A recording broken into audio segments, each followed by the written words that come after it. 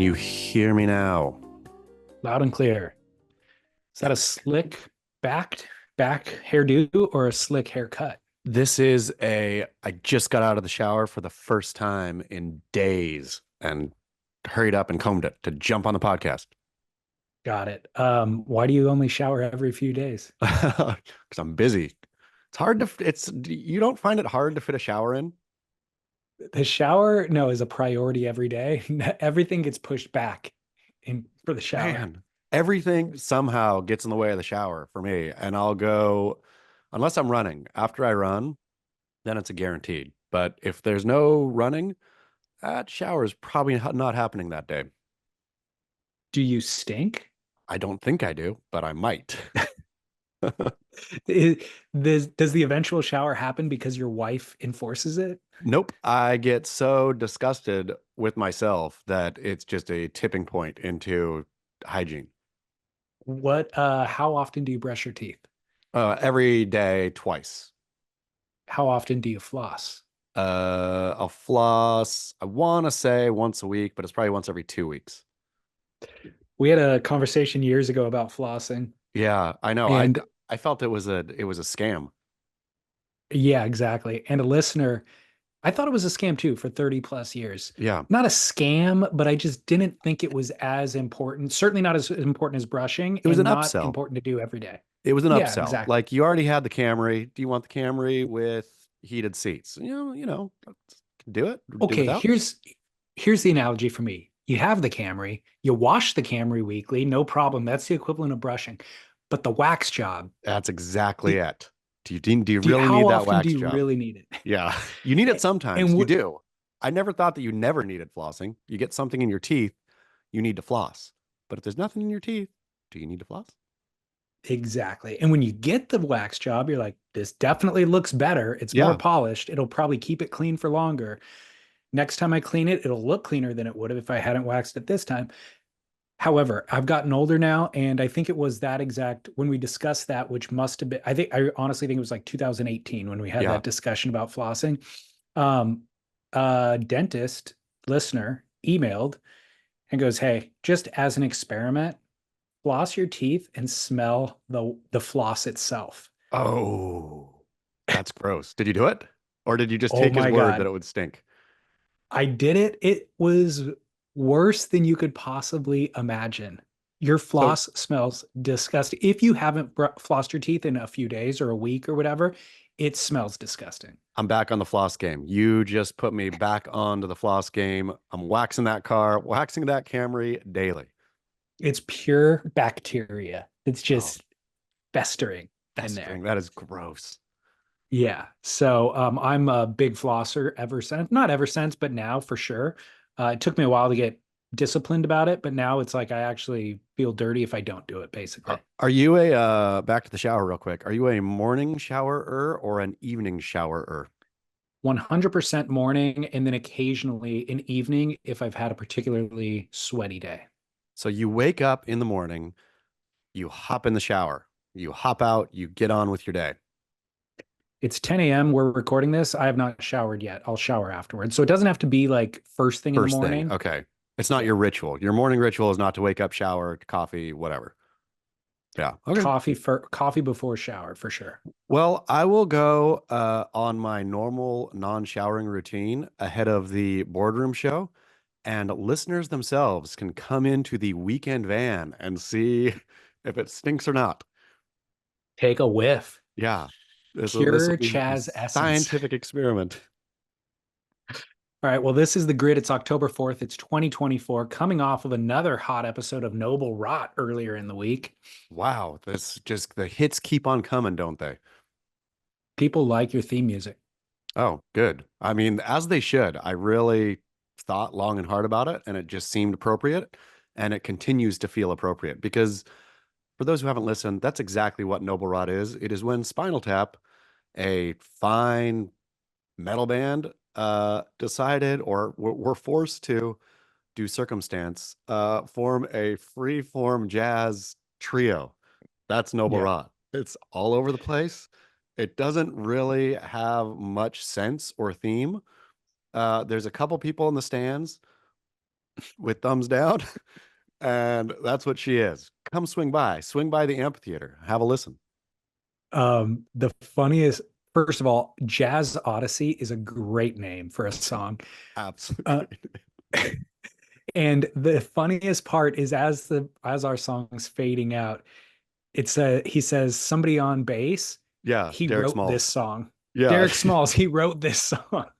It's freeform jazz, and he wrote this song. it's really funny. Yep, that's a classic It's moment. subtle but hilarious because it's kind of fading out. So it's, Yep.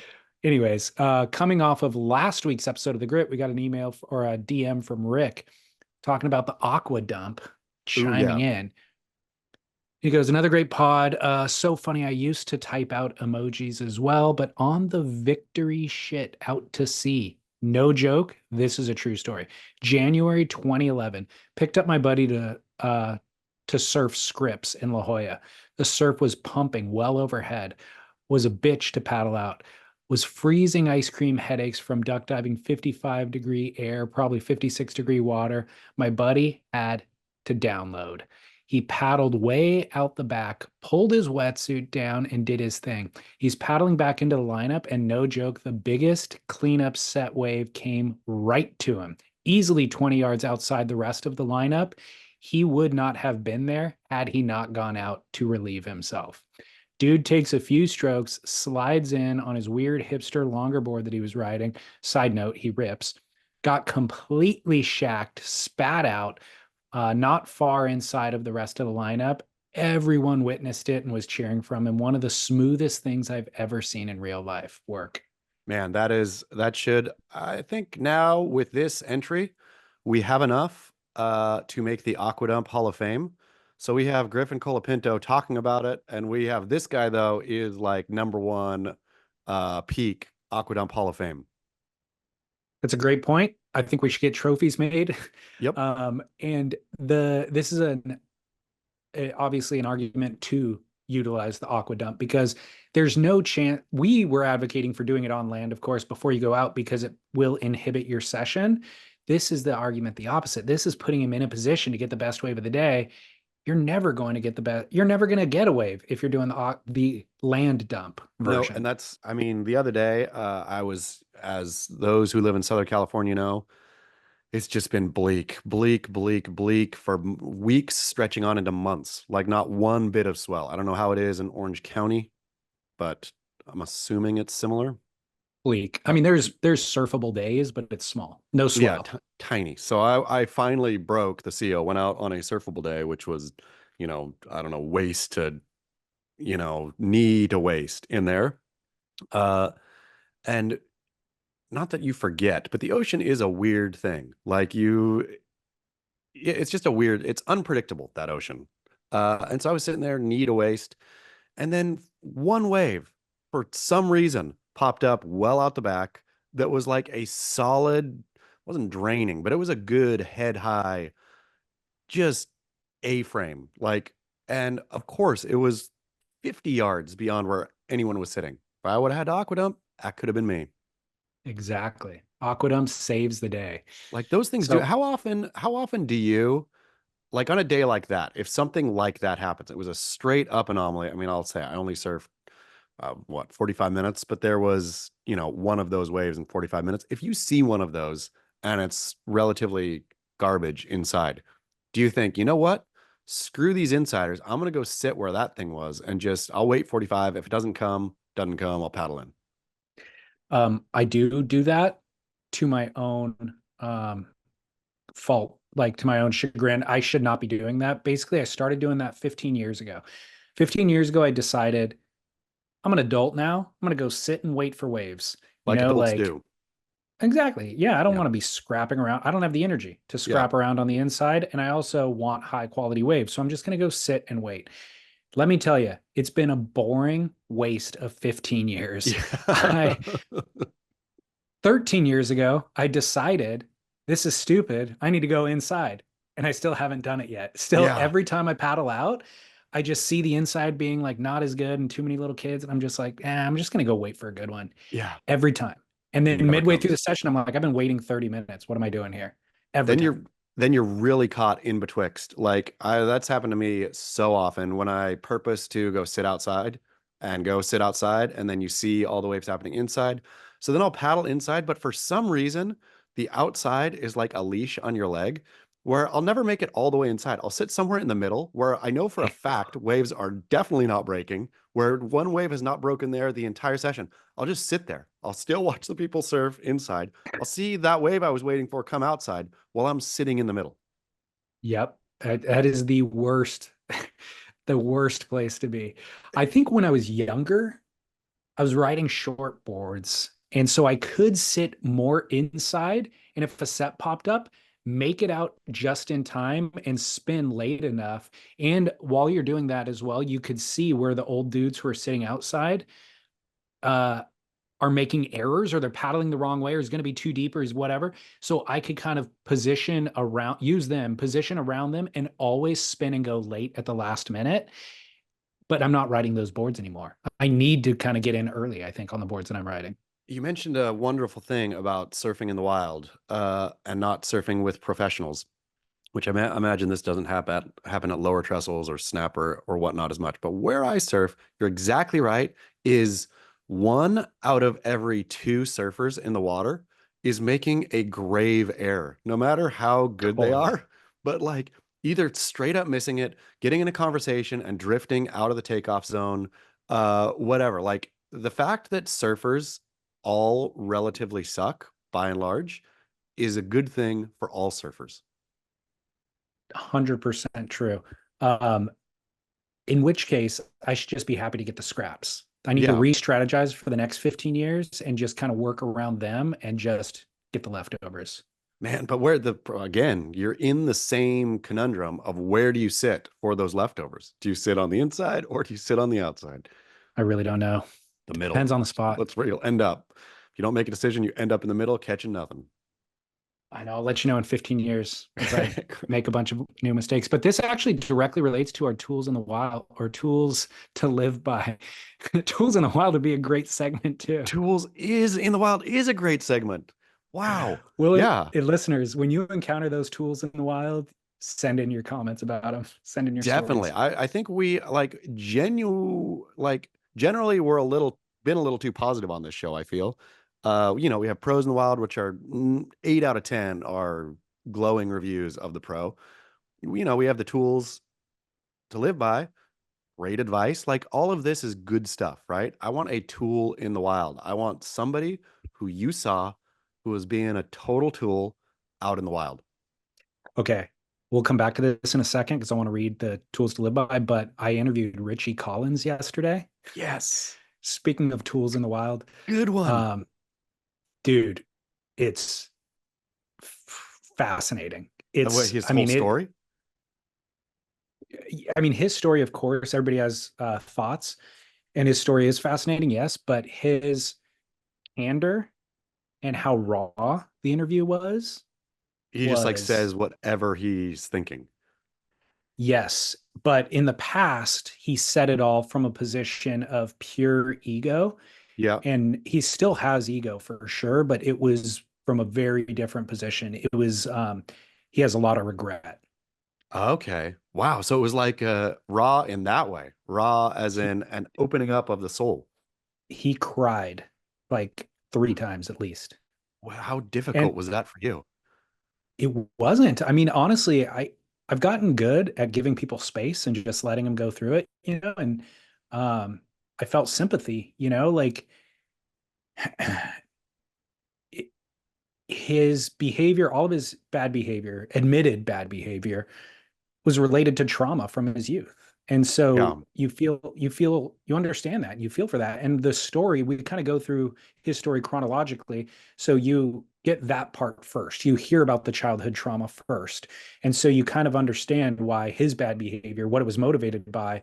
And but I understand, I knew going in the problems with his relationship with his father, Lance Collins of Wave Tools Surfboards. And I also knew his reputation as a overbearing parent himself, because Hmm. his daughter Mia Collins was like an upcoming young professional surfer, Is she still and in the, is she still doing it or no? She quit. So for reasons related to all of this stuff. So I also knew, so I knew about his father and I knew about his berating Mia Collins at NSSA events when I was, a, you know, a teenager or whatever. And so there's just stories of it. Like everybody talks about it. Everybody's like, oh God, Richie Collins is here. They'd like, he got banned from NSSA events, had to go down the beach, all that sort of stuff. So I wanted going into the interview, those are two things that I wanted to ask him about, but also he's volatile and he'll rip your head off. And so I Yeah. don't know if it's going to be a safe space to actually ask him about the things that people really want to know about. And the good news was I didn't have to ask him about it. He just fully went into all of it on his own, Wow. And I said has plenty of ego still, that's true, but he's sitting in a position of humility and understanding some of the devastation that was created from his father and then also recreated by Richie himself towards his kids and admits to all of it. Like I said, cries about some of it. I'm still processing, to be honest. I left the interview totally exhausted, Yeah. emotionally exhausted. Yeah. And it's funny, I didn't realize it at the time, but like in the evening, um, I was worn out. And I was like, why am I so worn out today? And then I realized, oh, I sat there for 3 hours and just listened to all of that. It was crazy. Wow. When does this episode drop? It's going to be a two-parter. Again, we scheduled 1 hour. It went three. Okay. So we'll drop episode one next week and then the following one the following week. Well, can't wait for this. This is exciting. I mean, honestly, if there were real surf magazines or whatever, like journalists, this would go out in the world and then everybody would write about it Yep. because there's 3 dozen different threads that are very interesting that are worth retelling or diving deeper into and getting the side story of or the backstory of and then retelling on some other platform. It's that rich. It's I, really good. I love it. And not due to my own anything. Like I really just showed up and I think that he probably related to the ego wants to tell his story, And so me just showing up with a microphone and giving him a platform to tell his story, I think he was eager to share. And probably nobody's asked for a story in the last 20 years. Yeah. I love it. I totally love it. Can't wait. It's these figures in surf that they're all there. You just, or I tend to forget about them. And then when you remember them, Richie Collins, and then he has a good story. I mean, I guess that's what you do so well in the Surf Splendor series is uncovering interesting stories from less public people. Yeah. Well, the other thing is the era where he was telling his story, where people were interviewing him, it was the print era. And so much is lost Yeah. when you go to print and when you edit for print. And so this medium of just allowing him to just free form think and spill his guts, you absorb, you get more out of it. You went on a jazz odyssey with Richie Collins. I was going to do the tools to live by, but now that we're deep into this, it reminded me. And one of the things that he talked about was just characters in surfing and personalities in surfing. Because I asked, he hated everybody of his era.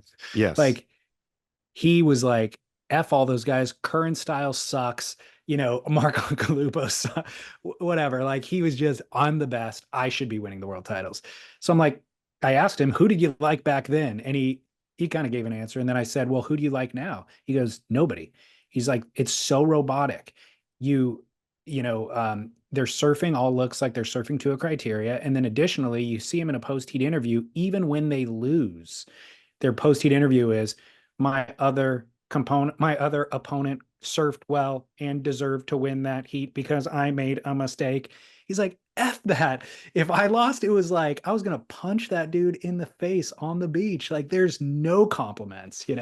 I mean, that is absolutely true, but the ship has long sailed on that, I feel. We are to media trained professionalism in surfing. And I was thinking about this today. I wrote a utter silly piece this morning on Beach Grit, just because there was, I mean, lack of waves, no real surf news going around.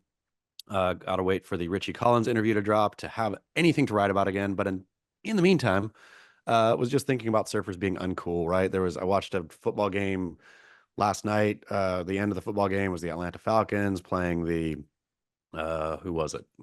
Doesn't even matter. Atlanta Falcons, someone. Uh, they beat him in overtime.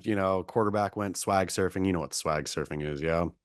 That's back and forth I do. song. It's like the sport anthem. And I was just pondering this morning how surfing hasn't been cool in a while. So I wrote this thing, just surfers in the desert of living in the desert of cool, fell from the apex of cool and have not climbed back until the end. Then I realized, oh wait, I forgot. There is the great hope on the horizon is Caitlin Simmers.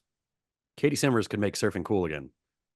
She's very cool. I mean, she's the one who's, and not that dropping F-bombs and whatnot is what you need to do to be cool, but just she very clearly either doesn't care about her media training or whatever, is just like is gonna say what she thinks, but it's not like aggressive. It's in a new kind of way where I thought, oh, maybe Katie Simmers is the rebirth of surfing cool.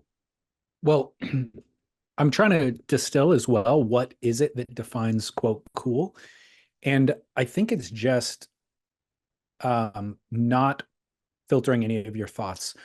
Like having world views and points of view, and then not filtering any of it based on your sponsors or the audience or any of that. Just living it authentically as yourself and communicating in real time. I was overhearing the wife the other day having a conversation. I can't remember what it was in regards to. I think it was, I don't know if it was business or whatnot, but it was related to snowboarding in particular. And she was talking about how, snowboarding fashion and all this, everyone was emulating, or not everyone maybe, but it was like emulatable back in the early days, right? In the late 80s, early 90s, or whenever it was. Like people wanted to look cool like that, right? And then so people are chasing that thing. Uh People buy the products. Now there's an industry for it.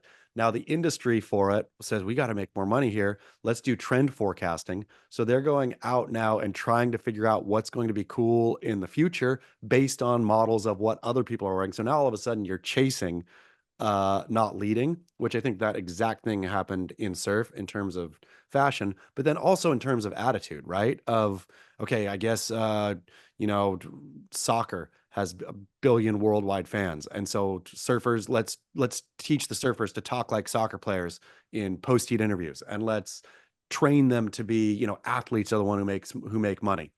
So let's have all these surfers be athletes. And so, I mean, surfing, I think, lost its way when it became a follower and has continued to follow. And that's all the World Surf League is a fake sports league, right? All it is a really kind of worse version of any existing sports governing body. It's not doing anything radical. It's not, pushing the boundary on sport anywhere. It's just repackaging and trying to fit in Major League Baseball into a watery, whatever domain. Uh, but back to Katie. Katie just 100%. seems like she's either unaware, doesn't care. Like the whole thing is run so far back around, or she's in the water after a heat saying pipeline for the fucking girls, and and then the drop in the booth, like the kind of tittering and giggles, and then the World Surf, like knowing that they had lightning in a bottle there and trying to capture it by, Instagramming, but effing girls, like is still, it's just surfing at its organizational level is uncool, but I guess an organization is always uncool. Couldn't agree more that they are just taking cues from anywhere that they can to try to cobble together the success or a successful version of a league, and completely dismissing the essence that makes it cool in the first place. When I think I mentioned this to Scott Bass on air, but I didn't even watch away from the Abu Dhabi contest, but Yeah. watching the promotion for it is when I had this thought, was their only asset at this point that they're hoping to make money on is wave pools themselves. They own 𝐾𝐻-𝐴𝐻-𝐻. They're going to license that tech around the world. They're hoping to make a profit on that. So that's why they're running it as a venue, of course, on tour now. But So they have this asset, and it's the equivalent, and then they get the best, or they hope to get the best surfers or athletes from around the world to come and pose with their asset so they could sell the asset. It's no different than Stella Artois having Brad Pitt come over and hold the mug for a photo shoot.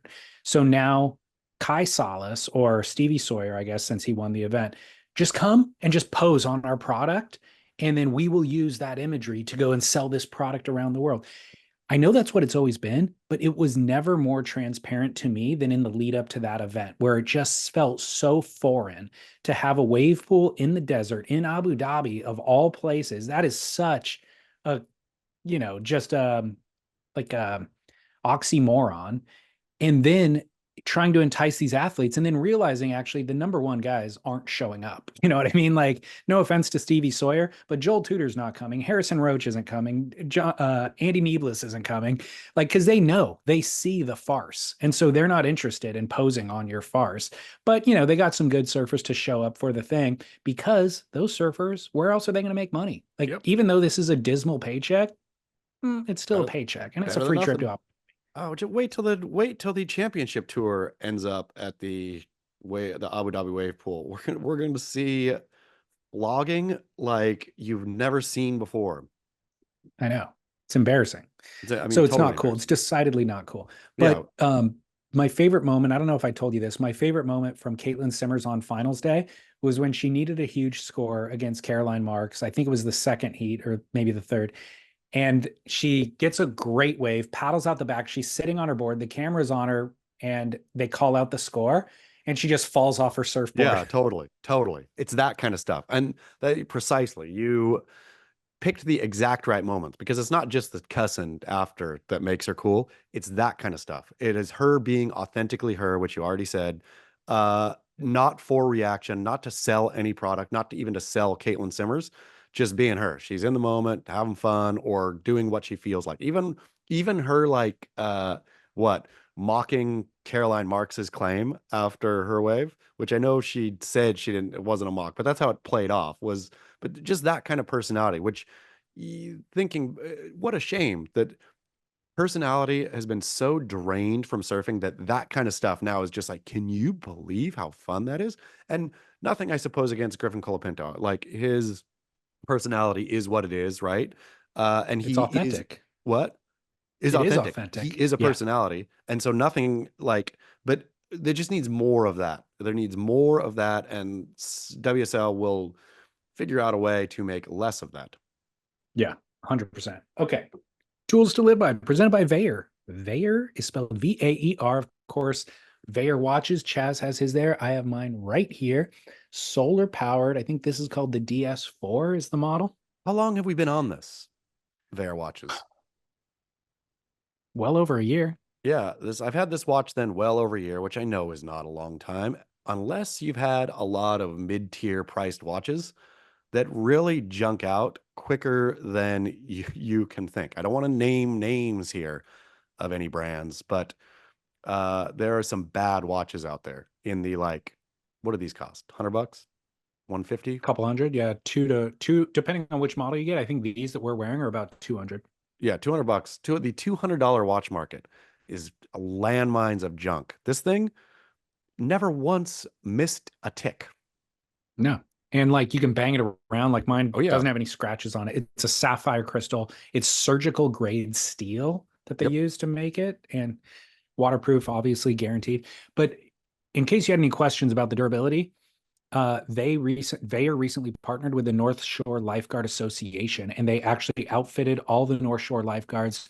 Number one, to keep them, to provide a timepiece for them so that they can do their job, but also to get R&D, to get feedback from them on what ways to improve the strap or the, whatever component. And so I think that's super cool. Luke Shepherdson, Eddie winner, wears the 𝐲𝐿r watch now. Fantastic. So if you want to save 15%, by the way, you go through our URL, which is /surfsplendor. So 𝐲𝐿r watches /surfsplendor. Also, we'll have some swag at the boardroom show in the weekend van. Pick up a 𝐲𝐿r sticker, maybe a t-shirt, depending on what they send me. But come check it out. Okay. DLS and Chaz, I need help. I have a brand new surfboard, period. Doesn't seem like a problem, right? How could that be a bad thing? Well, allow me to explain. I've had this board for over a month, brand new, custom made. It's everything and more than I'd envisioned when I ordered it. And here it wallows in my garage, unwaxed, thanks to the placid Pacific Ocean. In the past month of doldrums, I have surfed, but in subpar conditions. I looked at my new gloss polished blade and couldn't stand to christen her maiden voyage in subpar surf. But now we're a month in and I'm beyond antsy. Uh, Plus, new boards take a few sessions to dial in anyways, so maybe I should just take it out in junk just to get used to it, and then I'll be primed for the first proper autumn swell. Or maybe my surf-starved psychosis is making me irrational. I am so confused. Help! Exclamation point LJ Guess who's here for you, LJ? We Chaz. are. We are. Never, I don't think, maybe there's been one bit of bad advice coming from this program, but I think only one. I think everything is by the book, and when you practice it, you are guaranteed success. So here you go. I'm going to say, I'm with you here. I understand this plight, but, and you hit it in the first sentence. I have a new surfboard. How could that be a problem? You're older now. You can buy surfboards for yourself. You get a surfboard, and of course, they're still special, but they're less special than they were when you saw a surfboard under the Christmas tree. What would you do then? What would you do when you got that birthday surfboard? You knew that thing was like, it was priceless, right? So you would take your surfboard, or I would take my surfboard. I would so carefully wax it. I would put tail pad on, or like really think about it, really move it around. Yeah. I would fondle and love up that surfboard on land for so long that it didn't ever really matter when I took it out, right? Like that eventually you do, and it doesn't matter. You're just gonna froth paddle your surfboard no matter what. So that is my recommendation. This is my tool to live by. Go love up that surfboard. Really spend like a youthful amount of time waxing. Heck, put a couple stickers on it. Put a sticker on your new surfboard. Really think about where you're gonna place it. Uh, get that tail pad exactly right, and then just froth down to the beach in nothing, because that's what you did as a kid. It'll bring the Totally joy back. agree. And it's way too much pressure to put on the board to wait. Yeah, you Like can't. every time you look on it, the anticipation that builds will ultimately create le- your, you know, you have to keep your expectations low basically. And this is the opposite of that. Every time you look at it, expectation builds. So I think you're right. You have to just take it out day one, number one. And in fact, you think that you're honoring the board by trying to wait for good swell. It's dishonoring the board. Yep. The ultimate honor is that unfettered, unbridled passion that you are talking about. Just like, I'm going to molest you no matter Yes. what, Yeah. that's I'm what gonna it is. touch you. I'm gonna stroke your rails. And there's a horror story potentially that goes along here with this if you wait too long. So I'm gonna say this is probably 6 or 7 years ago now. 6 or 7 years ago, the wife was gifted a board, a high performance epic shortboard, a beautiful blade. To quote our dear listener, uh, gorgeous. High performancey. She wasn't in a high performance mood at the time. She was on I think she had just, I think I had just gotten her a new Lost puddle jumper. So, and it was her first time on kind of a wider, when that was all really trending back then. Like, wider, more foam forward, easier to paddle. You could still totally shred it. And so she was having a lot of fun on that thing, right? That brand new high performance surfboard sat there. It sat there. It is still sitting there 6 years later, having Ooh, never even been waxed. Because I feel that there's a pull by date. If you're not going to surf a board after a certain amount of time, the uh something happens. Something happens to the board. Maybe the board says, you know what? You don't get to serve me, and just sits there forever, it forevermore. starts to yellow. I mean, this board never been ridden, never been waxed, yellowed. Right. Yeah, that is Yeah. a shame. That is a waste of tons of hard labor, resource, just down the drain. Down the drain. And but that's what might happen if you wait for the waves to dictate, or you wait for conditions to dictate you riding your board. Nope, you ride that board. You ride that board in whatever the conditions are. Childlike exuberance is the answer here. Take that thing out tomorrow. Froth it. I think that is we solved another problem. Hate to tell you, LJ, you may have already waited too long. I mean, possibly. Because if you're taking that board off your rack and you're like trying to gin up emotion for it, you're like, oh Yeah. yeah, I can't wait. The board knows that. The board feels that. That board is going to be you got to do it no matter what, but the board might already hate you. The board and waves can never live up to your expectations at this point. Yep, it's true. So sorry, LJ, sucks for you, but this is great advice for everyone else out there. And thank you, Vayer Watches, for the support and keeping listeners styled. Completely. And like I said, Weekend Vans at the Boardroom Show. So we know weekendvans.com or at Weekend Vans on Instagram. That fan is going to be on display at the Boardroom Show. Check it out. Maybe even take a shower off the back of the bus or off the back of the van if you want. I might do that. Chaz, yeah, that is the thing. When people tell you that your experiment has gone horribly south and you stink, you can shower off the back of the van. Um, Channel Islands is going to provide some Merrick Lager for us in the van, which has a refrigerator in it, of course, to keep the Merrick Lager cold. So while supplies last, come and drink a Merrick Lager. And I got an email from somebody in Rhode Island who said, "Hey, Dave and Chaz, I'm coming from Rhode Island to the Boardroom Show in October. I hope to stop by the Weekend Vans booth for an interview about all things Sid, meaning Sid Abruzzi. In 1972, I took surf lessons from him through our local YMCA, and we have been close friends ever since. I was also legal counsel on his latest movie and have legions of stories to be told, both on and off the record. Hope to at least meet you guys." So this is Keith Kyle in Rhode Island, and he also sent a photo with he and Sid and the Water Bros poster. I emailed back and I'm like, 100% look forward to seeing you. He said he's going to bring a bunch of posters and Water Bros stuff to distribute at the Boardroom Show as well. Fantastic. And Keith, can't wait to chat with you.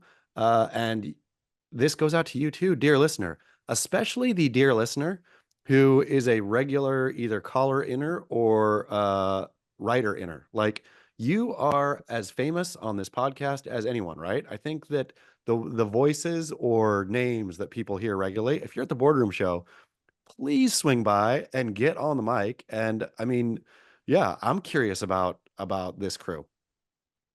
Completely. Yeah, I would love to hear more. And I've emailed with Keith over the years a lot.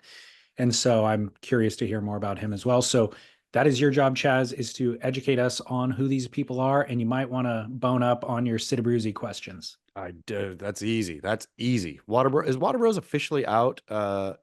It's not, hasn't been released yet. I don't think so. Okay. That thing though is a absolute banger of a film. Well, speaking of films, I am going to Florida in November for the Florida Surf Film Festival. The dates are November 15th and 16th. Tickets are not yet available on sale, but they will be going on sale in the next week. So go to floridasurffilmfestival.com to secure your tickets and come hang if you want. You're already officially signed up. I'm going to check my calendar. I forgot to respond, but I might be joining you as well. I wish you would.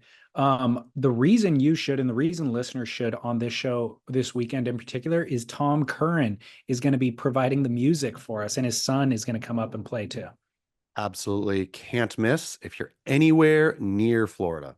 I'm going to say if you're within a 8-hour drive radius of New Smyrna, hop in your car, van, truck, come on out. This one's at Daytona Beach. They changed the theater venue. It's bigger, so it holds more people. So it's not far from New Smyrna, but come to Daytona Beach. And then even if you're not in driving distance, this is the weekend that's worth flying in for. With Tom Curran playing, the Westerly documentary, Jamie Brisick's Westerly doc, is finally screening. I mean, that thing has been in the hopper for 8 years, I feel. And so it's finally being debuted.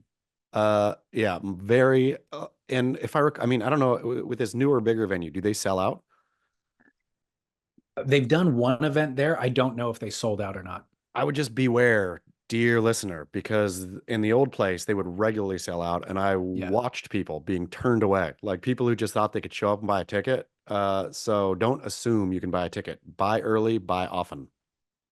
Yeah, definitely. So I'm super excited. Curran is a big draw for me. And then of course Brisick is actually going to be there I'm gonna too, stinking attending. come. I'm gonna figure this out. Unless there's some major malfunction, I gotta hit old Kev up. Yeah, November 15th and 16th. I'm going to fly in on the 14th, Okay. which is a Thursday, get there in the evening. We're staying at ACA again, same venue to stay at, but then the theater is, of course, the different location. So definitely come. Okay, don't say gay, the segment where we discuss whether to dispatch old words, shorthand, or phrases, or whether those phrases are perfectly signaling deep and precise meaning. I love it. This new segment is one of my favorites, I'm going to be honest. As an applied linguist, it hits me right in my master's degree. Yep, I agree. This was made for you. Okay, this one I got to turn on the sound. Okay, listener called in. Hey boys, this is Bodie from Canada. This is for the grit. Just commenting on your last pod. Couple of things. One, the term for sure has most certainly, or precisely as Chaz would say, has been replaced by 100%. Not sure Mm. where that came from. There's even a new brand called 100%. Secondly, are they called flip-flops? Are they called sandals? Are they called slaps? Or are they called slippers? Barrel or not. If you're not Hawaiian or in Hawaii, can you call them slippers? Work, boys. I like Bodie. Bodie, great one. I mean, absolutely perfect, and something that I am currently struggling with.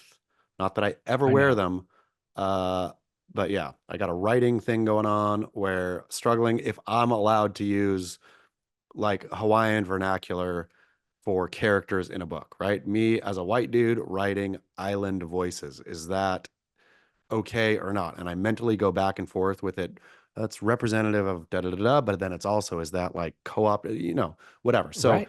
let's leave slippas for now. Let's leave slippas in the dangerous category. If you are white mainland dude, let's, you know, vernacular blackface, we will discuss another time.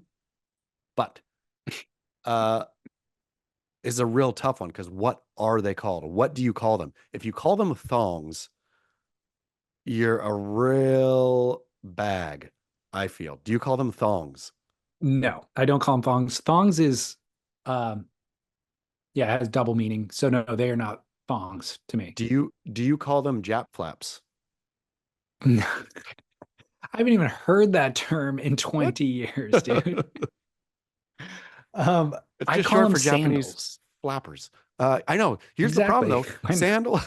Sandal is too broad a category. This is a I agree. specific sandal. Flip-flops. I think flip flop is the most, it's a really stupid word, but it's also stupid footwear. So I think that it goes well with it. I think flip flops, if you're a mainlander slash European speaking English, I mean, I wonder here on these ones, I would like to broaden this out to if we have any French or German speaking listeners, heck, even Brazilian and Portuguese speaking listeners. I mean, seems like it's one where all of the English versions of it are bad or worse. Thong Yeah. means another thing and also Yeah. sounds really stupid to use. Uh, Yeah. Sandal is too broad because they're more than sandals. Or, I mean, there's more different types of sandals than just this. Flip flop is very accurate, but sounds stupid. I like slaps, I guess. I don't use it personally, but it sounds pretty good. Slap. Get your slaps. It Leave your sounds slaps the at the door. best out of it sounds the best out of all the ones you said, but I still think that there should be. It feels like a nickname. Yeah, it's there Like I should be think there a should be official name. what is the official name though? Oh God. Because you I can't have two slangs, right? Flip flop is already slang, so you can't have those are my flip flops, or these are the flip flops I wear with my suit, and those are the slaps I wear with my shorts. Like flip flop is already stupid and slangy. Yeah, it's weird. It's really weird. How has English not solved this problem yet? Well, we're solving it, but here I we go. We could go by you don't call when you cut yourself, you don't call it an adhesive plaster. When you are have a headache, you oftentimes don't say, "Let me take a acetaminophen." Brand names become shorthand when that brand name is big enough. So we could call them all rainbows. I feel that rainbow has the largest segment of the market, or we could call them when I reefs. was Reef doesn't even factor in anymore because they've diversified their own product line enough to where Reef can you don't even think of a particular sandal when you say Reef. That's When I true. was a kid, flow hose. Yeah, You but would flowhose weren't flaps. Flowhose were a whole different thing. Remember, it had the cross strap over the foot. There was no middle toe thing. oh, you're right. Yeah, So rainbow, because you're right, I wear rainbows and yeah. I refer to them as sandals generically, and rarely do I find myself in some sort of a conflict where they're like, do you mean flip-flops or slides? They Tevas. just Yeah, accept me saying sandal is good enough, you know? And everybody knows those are the style of sand. Everybody in my family knows those are the style of sandals that I wear. So, but I do want to play this game and I do want to pinpoint and figure out what to call it. And you're right. The next thing that I would say, if I said sandal and they said, well, what type of sandal? I would say rainbows. rainbow. And they So, know exactly the type. and here's the thing. I feel like if you are in and I don't wear these, but if you are in an adventure sandal, like one of those, the Tevas. yeah, the shorthand is Teva. Like people say, oh, he's wearing Tevas, even if he's wearing Chacos or whatever, the other brand are. Like I think or Teva, however it's pronounced, has taken the, Band-Aid, Tylenol, Coke place in the adventure sport sandal. Uh, there's just that's the thing too. If you call them Havaianas, which is the big Brazilian one, you can't call them Havaiana because Havaiana is a real specific. That's even a shorter version. I feel people who wear Havaianas call them Havaianas. They say those are my Yeah. Havaianas. But Havaianas is to Brazil what locals are to Hawaii. Yeah. Like, you know, those locals that you could just get at any grocery Yes. store or Yes. ABC store that are just the cheapies. That's its own thing as well. What if we call them locals? I think that's too generic. All like locals has different meanings. Rainbow has a specific meaning. Okay. Well, I'm gonna settle on rainbow for now. I'm gonna say Me rainbow too. is the best. Get your rainbows. It doesn't matter what brand they are. Call them rainbows. Because that's what rainbow does. And rainbow, as far as I can tell, they might have diversified into like an UGG boot at some point. But I feel like Rainbow has not opened its product offering to anything other than a leather flip-flopped sandal. I go to the outlet in San Clemente every once in a while to restock, and they're almost exclusively flip-flop style sandals, but they do have different materials now. That's So okay, they have a hemp but it's still a sandal. flip-flop style. Yeah, and I gotta say, I'd say 80% of their sales have to be the leather version too. So I agree. The other thing I like about branding it as Rainbow, no matter what brand it is, um, that pays homage to the greatest company that's to do it. You know, like Rainbow is the best. They've earned the honor to be Kleenex or Xerox. And so at this point, let's signify that, stamp it, and forevermore, any other flip flop is called a Rainbow style. I am in 100% in agreement. I thought going into this one it was going to be tough, but we solved it. Wow. I'm pretty impressed. Thank you, Bodie from Yeah, Canada. and call them your Did I rainbows now. Leave your rainbows by the door. Don't forget your rainbows. also? I feel bad. Did I mislabel him? Is it Bodie or Brody? Do you remember? Mm. I'm gonna say as a linguist, also, if your name is Brody, you can be called Bodie, and vice versa. Ooh, good call. I'm gonna play that call again because I feel bad if I got his name wrong, and I actually want to know. Uh, Hey boys, this is Bodie from Canada.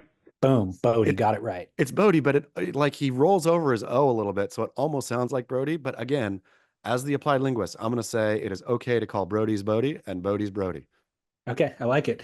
We had one more coming in for Don't Say Gay, everybody's new favorite segment. This one came in, I think it was from Joe. He said, what about the phrase, quote, know what I mean? Sorry to roast Joel Tudor, but he said it a million times in an interview that I heard recently, and it sticks in my mind as annoying and surfy. Absolutely. And again, this is a broad rule for the Don't Say Gay community, which is if you have a verbal tick that you're unaware of, we should all make each other aware of our verbal ticks. And then you either correct or you don't correct. I'm not saying you have to correct, but you have to be aware. Having an unaware verbal tick is what's annoying. The fact that you know that you say, what do people get you for, like? Is my thing. I think I say right way too much. Right in the middle of sentences. I'll use it as both a affirmation and a whatever, exclamation, all kinds of way too many rights, but I'm aware of it and I try to monitor it slightly.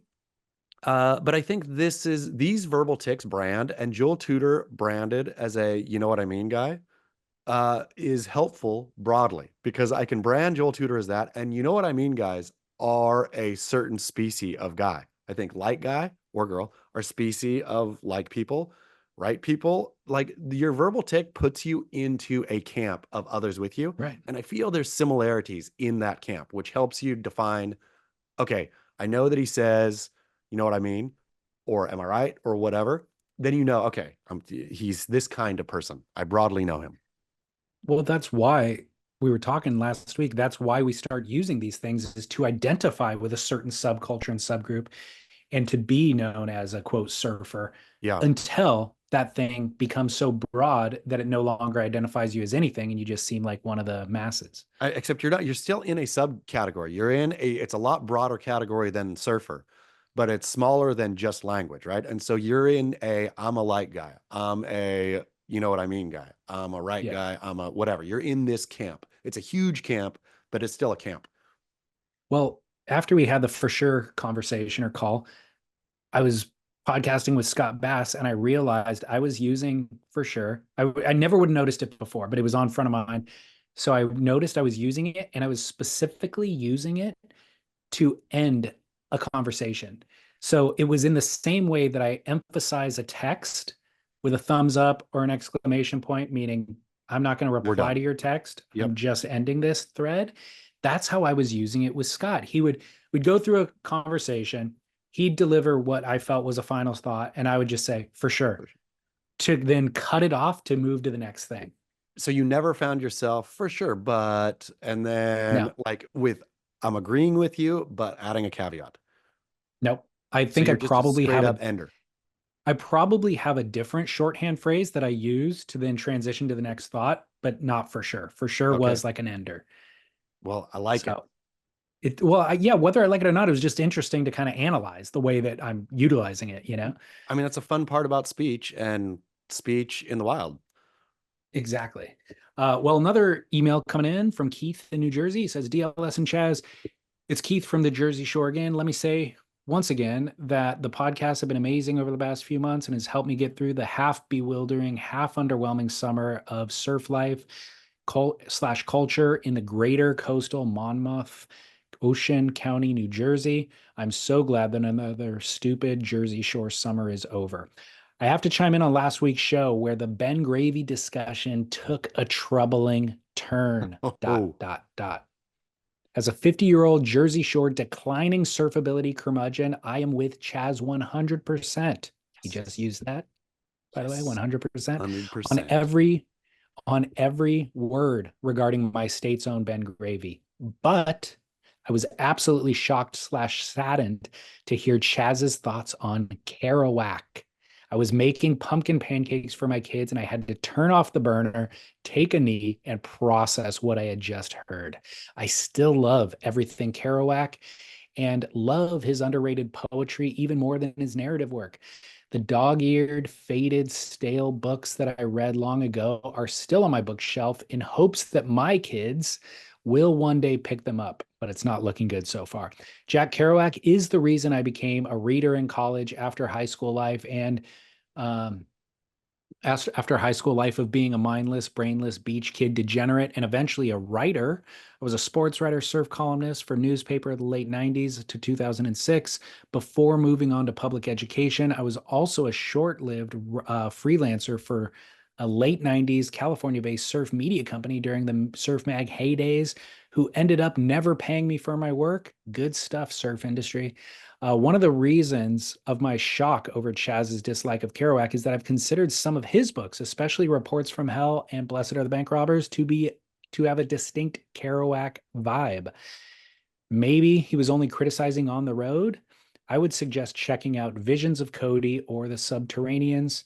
I'm now curious / worried to hear Chaz's view on some of my other literary narrative heroes like Bukowski or 𝐂𝐮𝐫𝐫𝐤, but that's another story for another day, another shock perhaps, or a sigh of relief. No matter what, I remain Chaz's biggest fan and will read anything that comes from his mighty pen.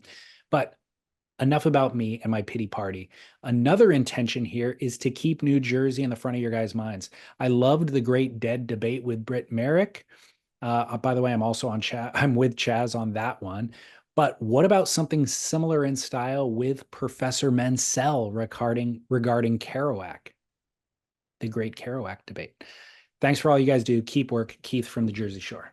Absolutely love it. We'll enter into that debate all day, every day. And just as a quick rejoinder here, I suppose, I had a good back and forth with Mike from Weekend Vans, who took me to task for my dislike of Kerouac as well. It was Mike from Weekend Vans who made the Kerouac reference to begin with.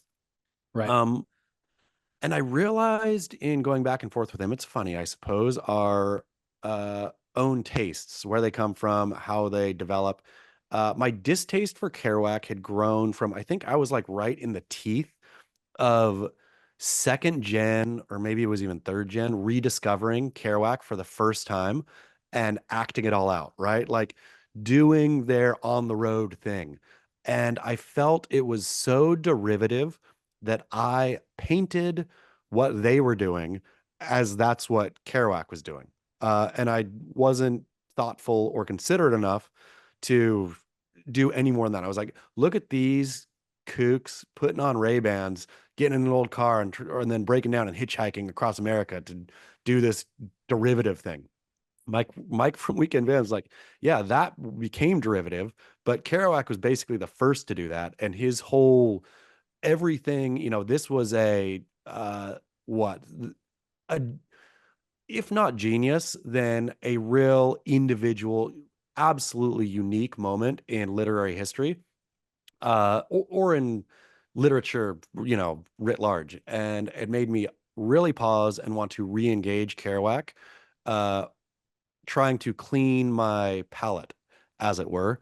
But yeah, on to his other ones. I don't like Bukowski for the same exact reason of I read Only on the Road. I've read a bunch of Bukowski and I liked a lot of it. I liked a lot of the way he wrote, but it really annoyed me.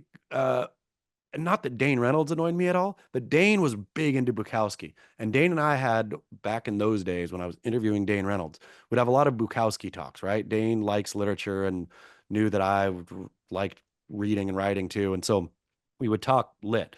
And just the way that, like, this second gen or third gen discovery of one of these guys always rubs me the wrong way. And that's just rude. It shouldn't. You should read stuff on merit.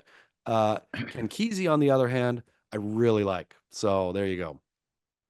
Well, it makes me think about those particular figures have such a, I don't know, like a persona that is it's partially reflective of their work, but it's painted by everybody else who read their work and who is posing, about their fandom. And it makes me think of, like, I don't know if I actually like Journey. I don't know if I actually like the Eagles, because I can't listen to it without thinking about the greater culture's, version of listening to it. And it is that if a Journey song comes on in a crowded room or whatever at a party, everybody starts like, Yeah. waving their Don't stop. lighters back and forth. Yeah, exactly. And like, oh God, I love this song. Or, Brown Eyed Girl comes on from Van Morrison, and everybody's like, my dad used to sing this song to me Yeah. when I was a kid. This is my favorite song. It's like, no, you dummy. That means nothing then. That means your dad had zero opinion and taste on music. He just Yeah. took the biggest hit ever and applied it to you. So I remember watching Fight Club when it came out, and I was a young, impressionable man, 20 years old or something. And I was like, this movie's amazing. This movie Yeah. speaks to me. And then before I even had a chance to really embrace that, it became something bigger. It became like this cultural movement for young, angsty males who needed something to speak for them. And then I just thought, oh, I got to distance myself from Fight Club. And I can never admit that I like that movie because I will then just be part of this cultural movement that's happening in relation to that thing. It's funny about taste in that way of really having a genuine experience with something, uh, then that you're annoyed with later because a lot of people had that same genuine experience with it. And then you got to think, okay, oh man, like the feeling of, I guess I'm just like everybody else, or I guess I I'm know. just, I'm just part of my unique flower individuality is not that unique or floral after all. Like those are tough feelings. With the, it's funny with the writing in particular, and like, yeah, I really miss it. I used to love writers. I fell in love with writing initially based purely on the coolness of the writer himself or herself. Uh, where Camus was the first one that I really, I was at Oxford, supposed to be studying other stuff. I'm sure I've shared this story before, but for some reason I read Camus' The Plague, and there was a picture of Camus with his collar flapped up with a cigarette somewhere. And it was like the absolute coolest picture of French existentialism that I ever could have imagined. And so that took me down into reading, Camus, and then what after Camus? Oh, Sartre. Okay, what after Sartre? And like going find Derrida, like just going to any branch of French, and just devouring it because I thought that really, if I am honest with myself, that Albert Camus looked cool. That is so funny. But I think it's also worth taking note of because less is more. Like the less you actually know about him and what he looks like and how he dresses on a day-to-day basis, better. And so I had those experiences too. And I remember them with music in particular. You'd get an album and you only had the album artwork, which was Yeah. amazing. And so you'd get this little sneak portal looking into it, and then you imagine what's all behind that, Yep. and your imagination takes you to all those places. And so when it comes to surfing, and you have somebody like Dane Reynolds, who's a little bit elusive, or certainly John Florence now, doesn't do a lot of interviews, that's the best version of them because Yeah. your fantasy is better than the reality could ever be. And it's good reminder that, you know what, conceal some information. Don't put it all out there because you're ultimately going to disappoint your fans. Less is more oftentimes. And I mean, I think less is more applied to today's surfing. The poster child for more might be too much is Italo Ferreira, which Totally. he came on busting on the scene as like nobody knew anything about him. He was just this amazing, plucky surfer with a pretty cool story. That's all anybody knew. Now, like reaching, I feel Idolo saturation, and nothing against Idolo. Like I have no negative feelings about Idolo. I'm just tired of him. I'm tired of his whole thing because I've seen it too much. I've seen the way he surfs too much. I've seen his hyperactive Red Bully thing too much. I've just seen too much. He's given me too much. Speaking of saturation, his abs are overly saturated in baby oil too. I When mean, I all of it, that all of it. that is the problem. Yep. Full saturation all the way through. All I wanted to do was Um, imagine his abs underneath his shirt. exactly. So as it relates to Kerouac, if you do go back and decide to read, it'll be interesting if you can even distance yourself from all of this that's ladled on top of it and just read it. I feel at this point I would be able to go in and read it on the merit of the written word itself, on the turn of phrase, and Keith is exactly right. I can't go back to On the Road because I already have an imprint of on the road in my mind, but I should go hit another Kerouac and see what I feel. And if I dislike this one, I'm going to give this an honest go. I will promise, Keith, I'll give this an honest go. And if I don't like it, Professor Mansell, you better get ready. Well, I texted Mansell this morning. I was like, hey, apropos of nothing, are you a Kerouac fan? Because I didn't know if Keith from Jersey has information or not. And Mansell says, I am. Only of the more lucid stuff. On the Road is kind of last on the list. Subterraneans and Dharma Bums and Big Sur. Love the biography works of all those guys too. Okay, I'm gonna go read Dharma Bums, and then if I dislike it, I'm gonna sock Professor Mansell's teeth right out of his proverbial head. Perfect. We need a new blood feud. I've got a Pros in the Wild that relates to the Aquad dump. Let's do it. Who knew that these two storylines would converge?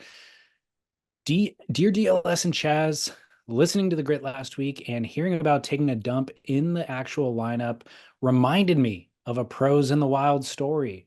I'm a morning dumper myself and always do my business before surfing. That also makes me a rare sight in the pre-dawn lineup.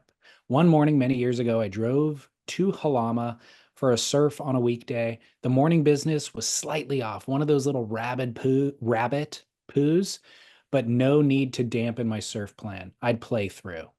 During the 20-minute walk down the beach, however, a violent crampy feeling was changing my mind. I was going to have round two.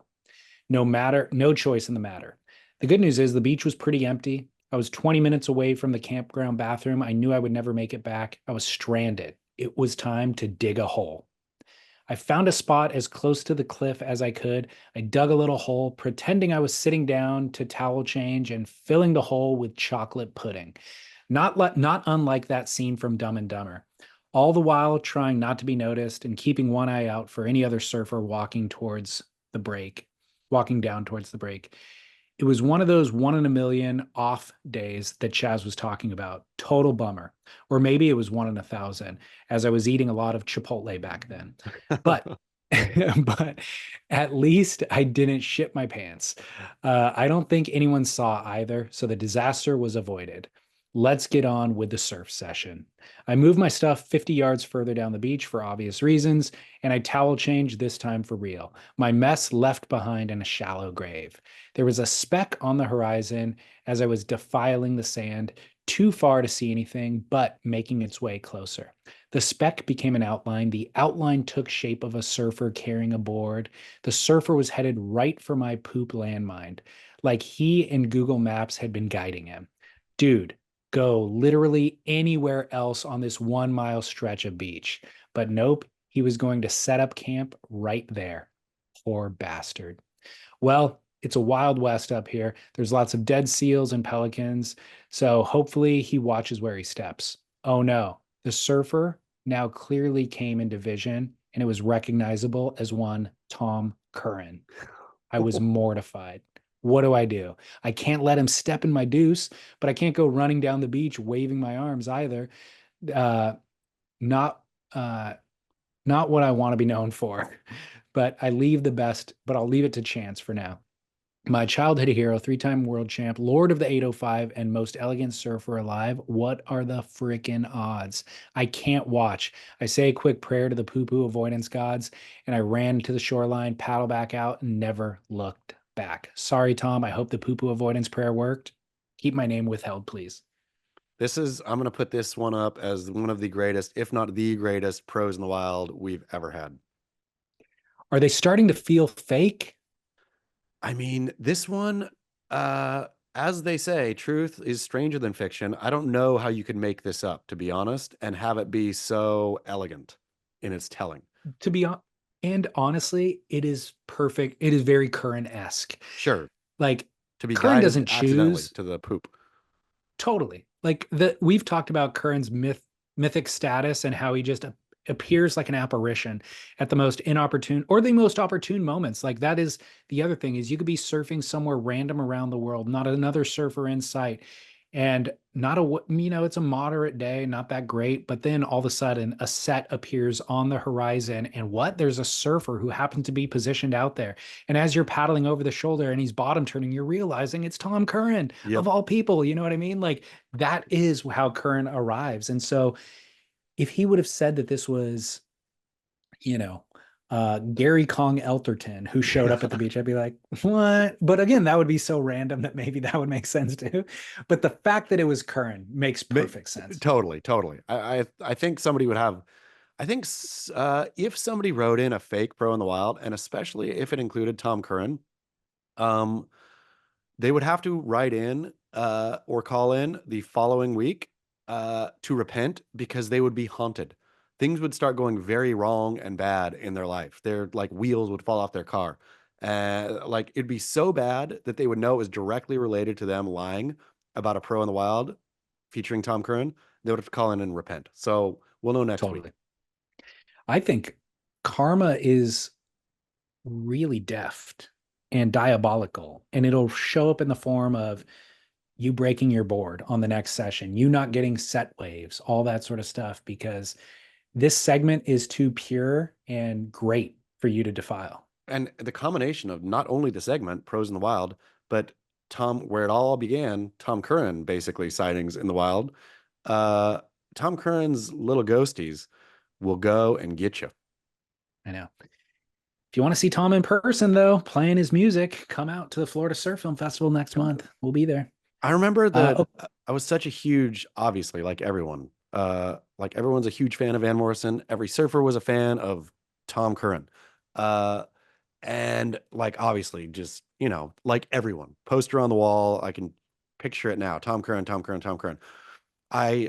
So when I heard that he was a musician too, I was like, yes, Tom Curran, of course. It was so sick. And then I heard his music and I was like, what the hell is this shit? I thought Tom Curran, in my mind, since he was so awesome, was basically back then to me, was just going to pull out like one of those flying V axes and just straight either punk or heavy metal or something cool. And I was like, is he play folk music? What is he playing? What is this? Yeah. It's real disappointed, Tom. So strangely, I think that at the Florida Surf Film Festival will be the first time I listen to Tom Curran's music. Yeah, I mean, I think you have you've seen enough pictures to know probably what that kind of music is, though. I'll tell you it ain't punk rock. I just presume that he liked jamming on the guitar, and he's such a iconic figure that people go, well, I want to hear you jam on the guitar. And that's how he ends up on stage. Yeah. I mean, I didn't think he was like writing music, Well, we'll see. We'll see how it goes. We'll see if he's better or worse than Kelly Slater and the Surfers. Okay. Sounds good. All right. Well, let's go to commercial break and we will be back with Barrel or Not. Chaz, welcome back to the end of the show for everybody's favorite segment. For sure. Should we give some love too? I mean, it's been a while since we acknowledge it, but AG1, drinkag1.com/surf. I'm fueled by it right here. If you were watching on YouTube, you saw me guzzling, but how's that going for you? I have a story to tell about drinkag1.com/surf, and it goes a little something like this. It's go back to school time in Southern California. All the kids are going back. Ballet on top of that, ballet studio. It's a hot box in there. Disease rampant. Everyone getting taken down like dominoes. Kid's friend got it first. Kid's friend comes and says, kid comes home and says, oh, kid complained about a sore throat and a headache in class today. Uh-oh. Bam, dominoes, even through the ballet staff, parents, everyone except this guy right here. drinkag1.com/surf keeps you fortified in sixth season. And we want to talk up to the Aquad dumpers out there or the anonymous storyteller who pooed in front of Tom Curran. You want to stay regular? Check this stuff out for gut health. Prebiotic, probiotics. It will keep you in business on a very steady schedule. You will never, ever, ever have to miss or alter a surf again. Or poo in front of your icon. Yep. The other thing with that my advice for that listener is, the key there was, I was walking for 20 minutes. I've realized for me personally, getting up and moving around will shake things out of you in the morning. So you can, if I was to sit in bed for 2 hours, I probably wouldn't feel a need to poop. But if once I get up and I start moving around the house, then I'm going to need. So let's say you want to surf at 7 a.m., get up and moving at 6:15, and then you'll be right on track. Your body can be such a jerk, though. Such a jerk. There's times that I've, know that, like, okay, wake up early, like walk around the block or whatever, like get moving, da da da da, do it. You're fine. Nothing, nothing. As soon as you start putting your wetsuit on, there it comes. Yeah, something about the wetsuit. Yep. All right, barrel or nah, referring to girls as tens or assigning any numerical value on the 1 to 10 scale. Is this specifically about girls? Doesn't have to be. It could be Well, there we girls go, then. referring. It could be anybody. It's a full barrel and a great game to play. The way you do it and not be a creepy perv is by opening it up to everybody. So you play equal guy girl, right? That's what I do. I play equal guy girl. He's a 10, he's an 8, she's a 4, he's a 6, right? Judging people on their looks. But it doesn't, I think the more you do it, the more complex it gets. Just keep it equal. Keep it equal. It's a barrel. Don't just judge girls. So, okay, with that caveat made, still the question is assigning a numerical value superficially to somebody, barrel or not? Barrel. Absolute barrel. Okay. It's fun. It's entertaining. It is something to talk about. It reveals both taste and, it's 100% barrel. Okay, good. I'm glad you said that because I've been apprehensive to assign those numbers in recent, I don't know, maybe year or so, where it's like I'll say, that girl, wow, that girl's a 10 or something. And then the moment I say it, I go, should I, is that wrong? But you're right. It serves a purpose and it's also okay to be superficial sometimes. It's fun and to be flippant and superficial and to make a cursory assessment like that, and then it is okay to objectify. I think it is okay to objectify people for certain things. It's a compliment. It's not meant to diminish. It's not saying, I don't want to get to know that person. I don't care about them at all. I only care about their looks. That's not what it's saying. It's saying right now, I only have certain information. I only have this visual information and I'm assigning an assessment.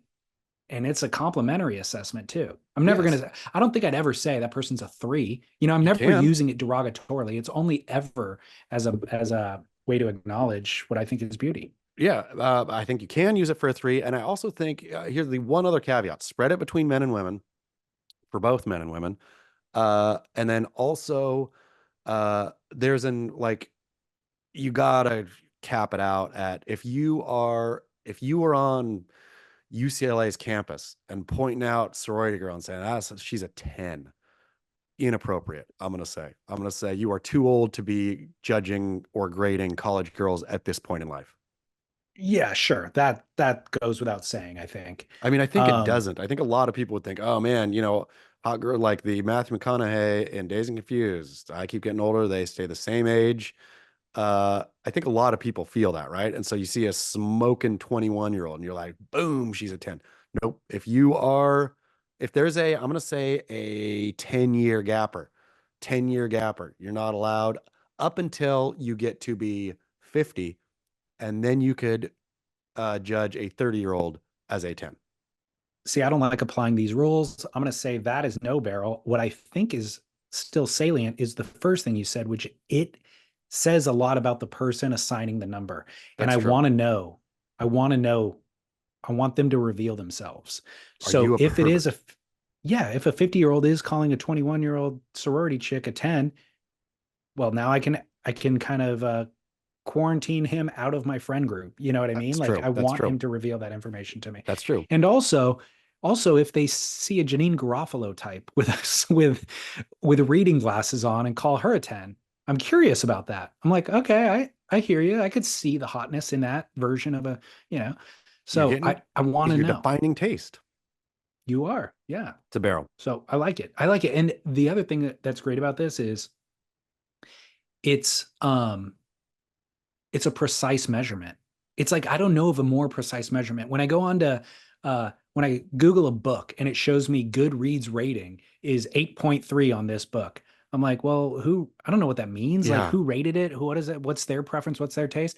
This 1 to 10 scale, it's very precise. It tells me everything I need to know. I think it may be the best scale ever created, better than the Rotten Tomato scale. Simple and clean. I got a better scale amongst the friends, but it's way too complex to unpack here. But it is a 1 to 10 scale, but it's a 10-day business week.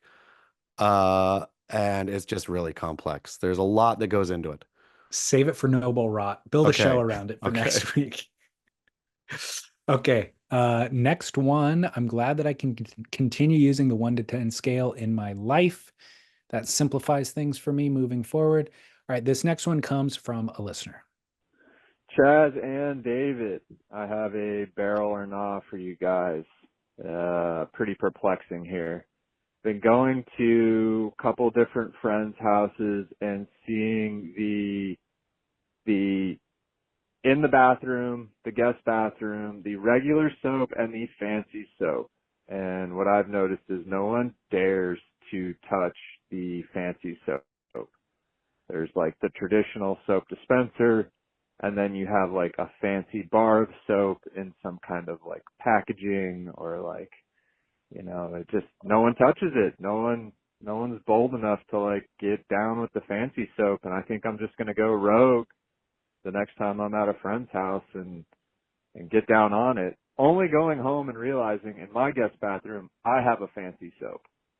So it's just like, hit me like a ton of bricks this week. Barrel or not, an extra fancy soap in your guest bathroom.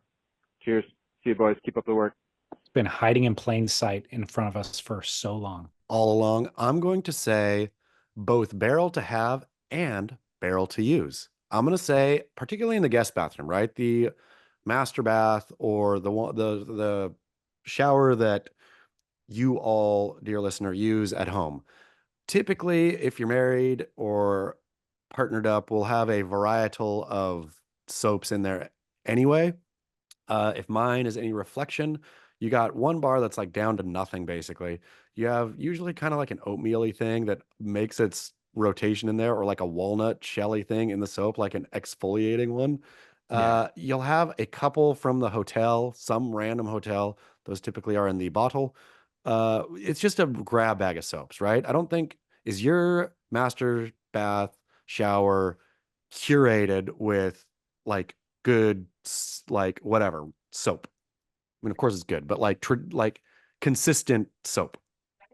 Mine, so our household for hand soaps, it's all pump dispensers. Yeah. Yes, but in the We shower, don't- we're talking specifically, because he's talking So shower. in- He's not talking a fancy soap at the sink. He's talking in the Oh, shower. I thought he was talking. Okay. Was he talking shower? I didn't catch that. I thought he was he? at a friend's house. He was at And a there was friend's like a house using the dish? restroom.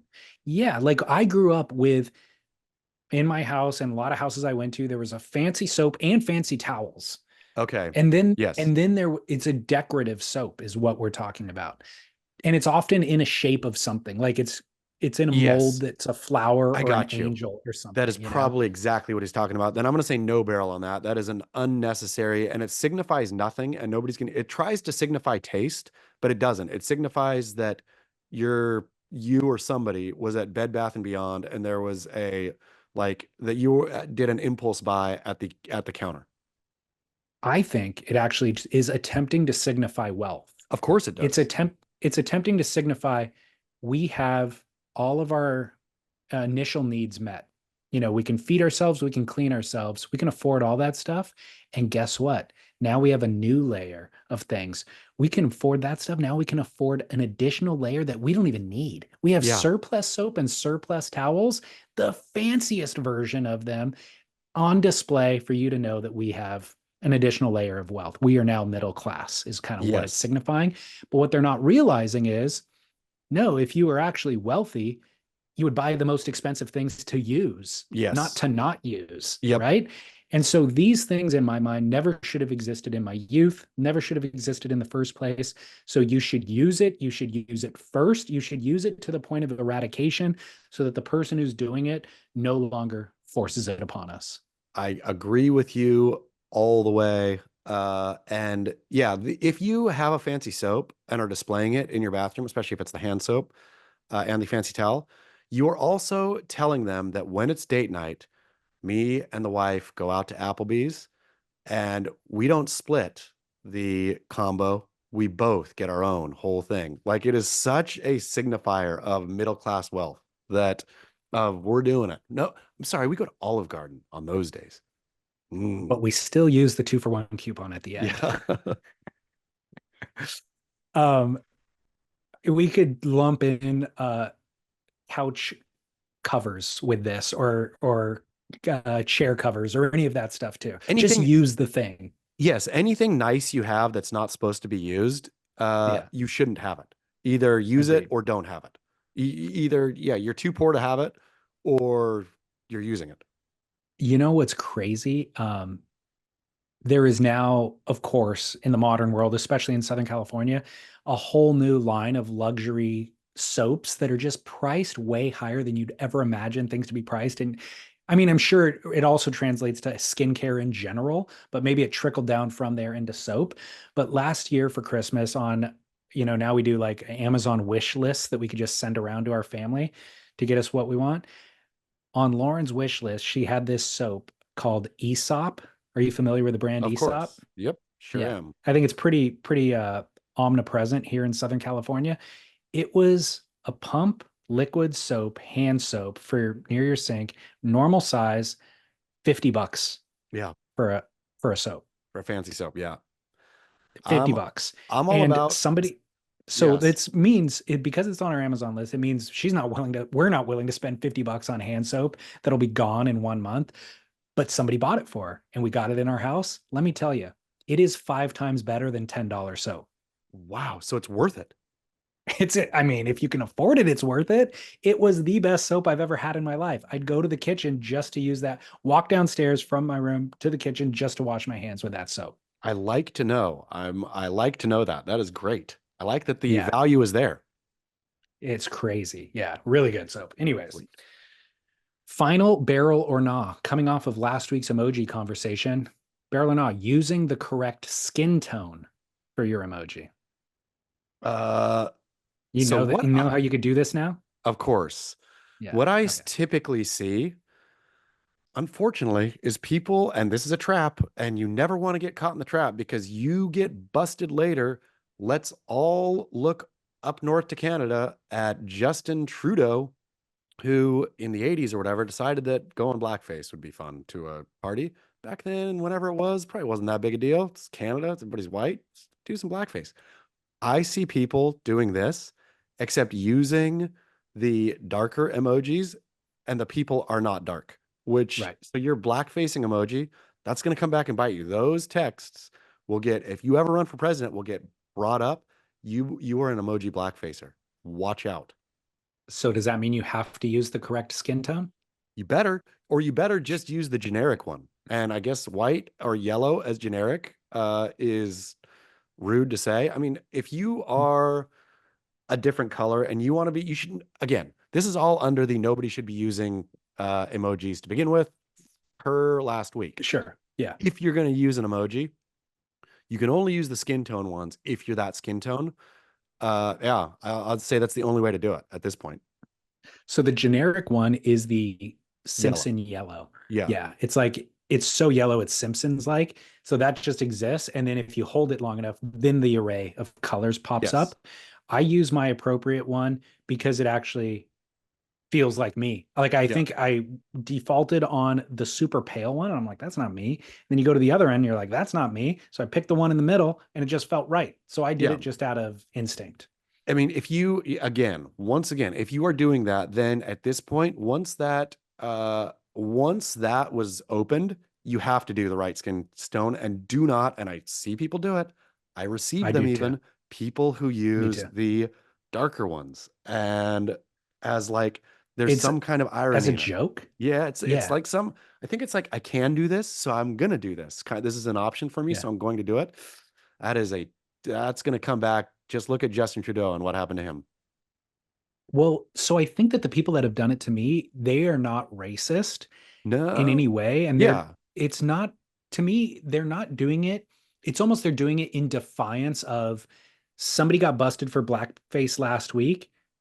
They probably weren't racist either. They were probably paying homage to Michael Jackson or whoever it was that they were dressing up for as Halloween. So I'm going to do this in solidarity with them, in defiance against counterculture or cancel culture, and just send this to my one friend who I know would never call me out and bust me for it. But I, as the recipient, I go, well, I know they're not racist, but they're also trying to make some weird statement to me Yes. that isn't Yeah. really that funny. So why are they doing this? It's just like that minefield is too littered with mines at this point to even Yeah. dip a toe in, I think. I think it's not like oh, I get it. He is making a big cultural, good for him. Somebody had to stand up and say X or Y or Z.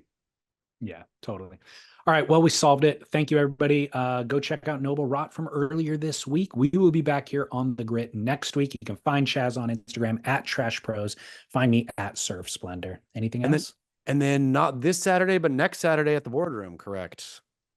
Thank you. Thank you. Yes. We will be at the boardroom show on October 12th and 13th at the Del Mar Fairgrounds. So come and meet and greet. Until then. Keep working.